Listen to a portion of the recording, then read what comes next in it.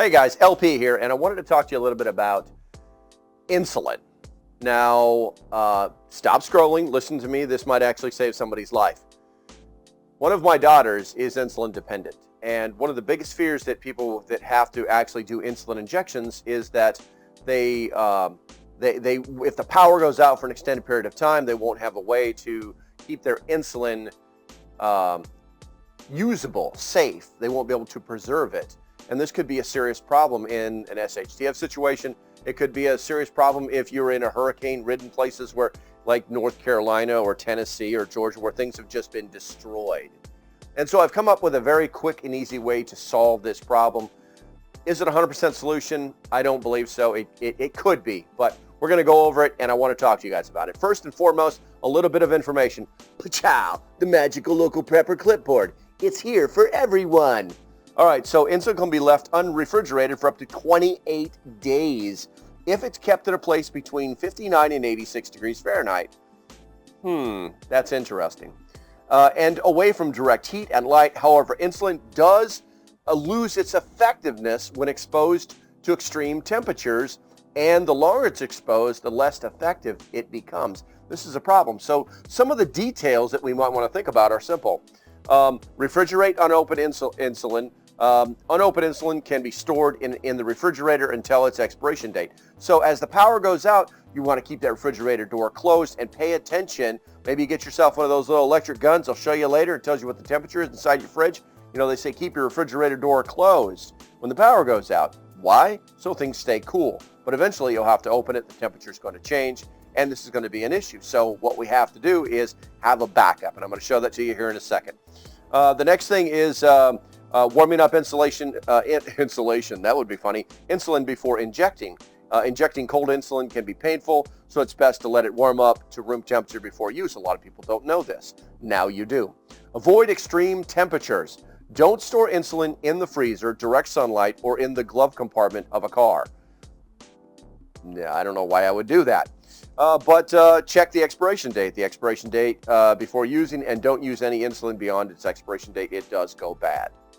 And then write the date. Write the date that you took it out of the fridge on the packaging to help you remember. So if this is an issue, you probably need to be paying more attention. And like I said, I'm going to be giving you that backup. I'm switching pages right now so I can read more stuff to you. But this is the gist of where we're going. So the ideal temperature to store insulin is between 36 and 46 degrees Fahrenheit, or if you're in some other place, Canada or Europe or whatever, or if you just don't use the right system, metrics suck. It's going to be between 2 degrees centigrade and 8 degrees centigrade in the refrigerator. Insulin should not be frozen, and it should be kept away from direct heat and sunlight. Now, some simple tips for storing insulin. And I know I'm starting to bore you, but listen, just bear with me. Let me read these 4 things here, and then we'll get right to it, because you're going to be like, wow, I never thought of that. Opened insulin. Insulin that has been opened and is currently being used can be left at room temperature, but it should be monitored if the temperature is higher than normal or if the heat is on. Guys, many times that people take these, we become very, we become lazy. We like things to be simple here in America, and sometimes we don't think that we have to pay attention. So please pay attention when you're talking about this stuff. Insulin, if you use it, obviously. Insulin storage location. Insulin should be kept in the fridge, but different parts of the fridge may be different temperatures. It's best to avoid keeping insulin in the back of the fridge and instead store it in the butter compartment, door shelving, or one of the produce drawers, because parts of your refrigerator can actually get extremely cold. Insulin storage containers. Keep insulin in its original box while in storage. That way you can actually see the expiration dates on it, so on and so forth. Also, sometimes insulin is shipped to you inside of their little packages, actually have an insulation on them to keep them at a certain temperature during shipping. Also, insulin storage information. Some insulins may need to be stored differently, so it's important to read the information leaflet that comes with it. Okay, so I'm done reading from the Mighty Local Prepper clipboard. Let's go to the table. Okay, guys, call me stupid. Yeah, put it in the chat, I dare you. But by the way, they make these little miniature refrigerators. I will put a link in the description. Yes, I'm trying to sell you one because it's pretty freaking smart. These little miniature refrigerators cost almost nothing. You can buy them at Walmart, and they actually work. They're designed to hold a 6-pack of soda sideways. But you could pretty much put anything in here like, oh baby, maybe some insulin. Right now, it's unplugged, and we're going to see, I don't know if you can see that or not. 73.2 degrees. I'm going to bring that up. I don't know at what point it becomes fuzzy in this camera because the graphics just aren't super great. All right, so that's our starting point right there. So all we're literally going to, it's even got a little cute little thing for the door, in the door for stuff and stuff. We're just going to close this bad boy up. And then on the back of these things, if you're paying attention and you buy the right ones, they actually have 12-volt charging or 12-volt power systems. You can either plug your 120-volt or your 12-volt in there. And you can even warm things, but we're going to keep it in cool. We're going to keep this sucker in cool. So all we're going to do, and the way we're going to do that, you're thinking, LP, I don't care about that. Well, you should care about that. Because if you have one of these, you can run that for a long damn time. And I mean a long time. I run my large refrigerator on this that I camp with. It's like 200 cubic foot. It's a monster for camping. This little bitty thing, no problem for keeping your insulin safe, secure, and untouchable. So here's what we're going to do. We're going to make it real simple. We've got the, we're going to get the 12 volt, and honestly, this thing hasn't been plugged in a while because we have a couple of these. But we're going to plug the old 12 volt cable in. We're just going to plug it right here in the back. 12 volts, and come on now. There we go. All right, so 12 volt. And we have it on cool. Actually, we're going to turn it to off because I want to see what it does. I want to see what kind of power it draws. And then we're going to plug it into our little jackery. This is the 240. This is the Explorer. It's an awesome little piece of gear. And we're going to set you up. It's starting at 100%. I will try and zoom this in so you guys can see it. But the problem is with this camera, it does not like to have things brought up close to it for some reason. The autofocus on it sucks. And then we're just going to plug it into the 12 volt adapter. Then we're going to push the 12 volt button. Oh boy, something happened.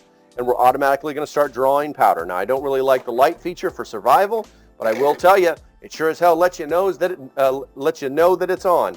And then we're going to, let's see, we're going to push this over like that. And we're going to see what happens when we kick it into cool. And the little fan on the back came on. It's almost silent.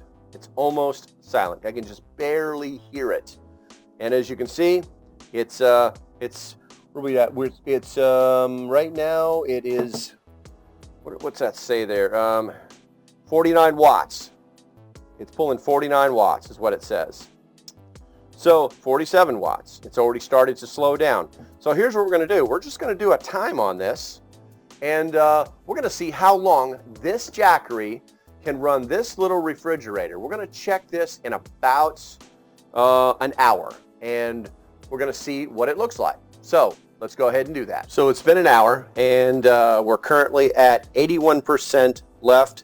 One of the things that I thought about was when I started this test, right after I started the whole thing, was that there's a couple of factors missing from the test. One, we didn't think about the fact that any refrigerator takes time to spin up to a certain temperature. Once it gets cold enough inside, it backs down using less electricity. So I'm expecting this to go down. If you remember, I think it was 47%, but we'll have to go back to how we started the video. Also, we would be taking cold liquid or cold insulin out of the refrigerator and putting it inside. So I created this. This is my sample. I've had this in the refrigerator for 1 hour, and 47.8. Hopefully you guys can see that is what the liquid is. So we're going to put that in as like our sample, and then we're going to very quickly open the refrigerator after 1 hour. 47.5. We're going to throw this inside of it. We're going to close this up. It's clearly trying to get colder. Whoa, that was interesting. And then we'll go from there. So we'll see you in another hour. Another hour. Be right back. Okay, guys, it's been officially 2 hours now. The battery is down to 59%. We're still pulling 44 watts. So I don't know if the temperature in here is actually cool enough, but we're going to find out. We've got our handy dandy temperature machine here. It looks like the last time we measured it was 47.5. We're going to crack it open real quick and take a shot at it, see what happens. And it says it's actually gotten warmer, but that's not right. All right, let's try that one right there. No, that's not right. Okay, 41.9, so it's actually getting cooler in there. It's just a matter of me using this gun properly is what this comes down to. So here's what we're going to do. We're going to let this run for another 2 hours. It should literally, based off of what I've seen so far, this thing should run for another 2 hours, and then we're going to talk about it. So we've reached the 4-hour mark, and we are down to 20%. It's still pulling 44 watts. Which I just feel like is too much for this little bitty bad boy. Let's see what the temperature is inside.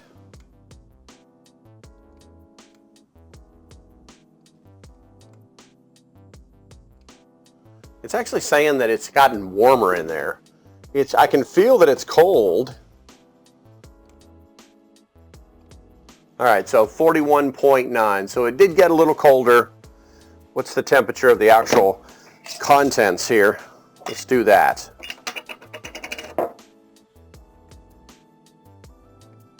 Saying that it's 54 degrees.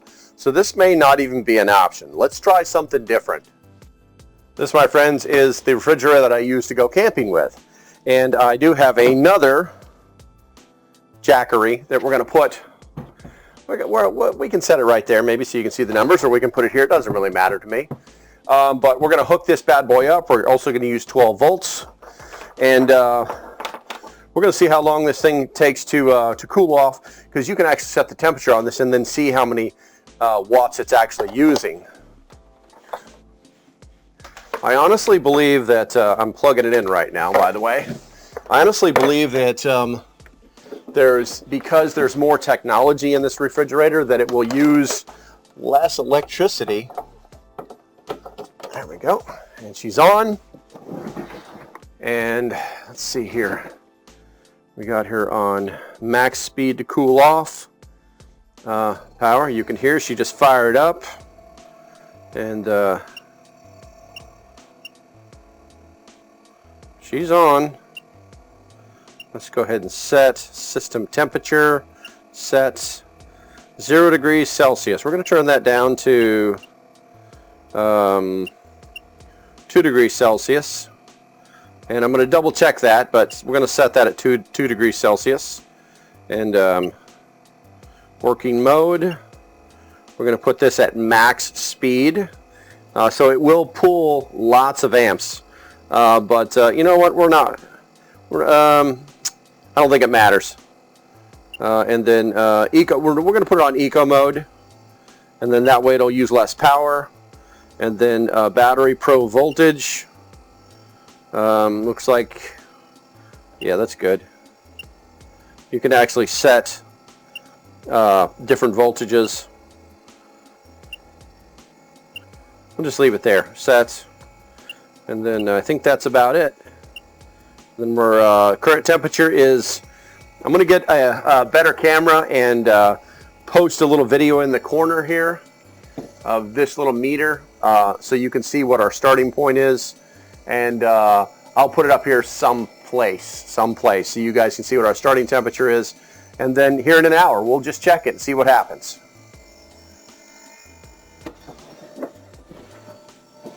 Now, I guess we'll just leave it there. Let's do this. There we go. Now we actually have something to kind of start with. There's also several bottles of waters in there, so it will be using power. Right now it's pulling 54 watts, 53 watts. So we'll see what happens. You know what, let's put, just for the fun of it, let's put our little container in there. It's got all these little water bottles in here from the last camping trip. So we'll do that, and we'll do that. And yeah, okay. So see you in an hour. So it's been an hour, and we've got Jackery's at 85%, but it's only pulling 1 watt. That little refrigerator, that little 6-can refrigerator, pulled 44 watts. continuously. According to, let's see here, on the current temperature is 0.1 degrees centigrade inside right now. And yeah, we're operating on cycle 2, which means nothing. But the bottom line is that this machine is drawing almost nothing compared to that little bitty machine. So make sure that you have a refrigerator system that actually has some technology inside of it. If I covered this with a blanket as well, it would be even more efficient because I can actually feel that this thing is cold. So it tells me that its insulation isn't as good as it probably should be for a higher end model. But the bottom line is it's way outperforming, you know, the that little bitty thing. This is currently 1 hour. The Jackery's at 85%, and I bet it can sit here. We're gonna go 1 more hour just to see where that percentage changes to. I'll put a snapshot here someplace so you guys can see this, yeah, let's go 1 more hour, and then we'll kind of do the after action, close the loop on this, so you can actually see the pluses and minuses of the whole situation or the plan. Okay guys, another hour's gone by, 2 hours into this, and we're currently at 77%. We're only pulling 1 watt. Current temperature is 1 degree centigrade or Celsius inside of this refrigerator. So significantly different than the results we had with the mini fridge, which was just awful, to be honest with you. So I highly recommend that you have something more like this. You can buy them. They're not super expensive, but I'll leave a link in the description. If you're curious about the other one, don't recommend, but I'll put a link down there anyway. I'll get you a link to the Jackery. And so let's go over some of the review points, and then we'll close this video out. So to sum up what we've learned, just because the fridge is tiny doesn't mean it doesn't use small amounts of electricity. That tiny little fridge was using 44 watts constantly, never once changed. It was absolutely insane the amount of electricity that it's using for such a little refrigerator that doesn't even get cold enough. This tiny fridge barely kept up the temp needed to store the insulin. So yeah, I mean, it never really got any colder than 47 degrees. And they say that it's supposed to be around 46 degrees, 46 to 36 probably, is probably the best range to store insulin cold. Also, even though the Jackery was a small one, it was only a 240, it wouldn't really matter, because if you bought one that had solar panels, you would have continuous operations. It wouldn't matter because it actually charges right through while it's being used. It's a pretty amazing piece of gear. I recommend you take a look at it. I'll leave a link in the description. Now, and then also the mini fridge that I used, the second one, not the tiny, but the mini fridge for camping. Lots of companies make them. Yeah, they're all made in China, whatever. But you know what? You can get one that are reasonably cost, and you can use it for more than just insulin. Obviously, you can see how it actually runs. When I do use it in the field, I actually run it off my Jackery. And what I'll do is I'll take a packer's blanket, and I'll put it over the top of it, and that makes it even. It keeps things even colder, or should I say, less electricity is used, less loss of cold temperature is lost. The mini fridges are kind of interesting because they use less power, they stay cooler longer, and they can even be turned into freezers from time to time, depending on the model that you buy. Okay, so I hope that helps you guys understand about what you would need to be able to keep your insulin from going bad in an shtf situation. As usual, if you like what I'm doing, there's links in the description. Please think about becoming a YouTube member. I recommend the Doomsday Prepper level because it gets you everything, like videos like this that are actually, there's even another video that's attached to this one that only the members get to see. So do me a favor, hit that thumbs up on your way out the door. If you're new to the channel, hit that subscribe button. I do lives Monday through Friday, 9 a.m. Eastern time for 1 hour. And as usual, stay safe, have a great day, and I'll see you when I see you. Bye-bye.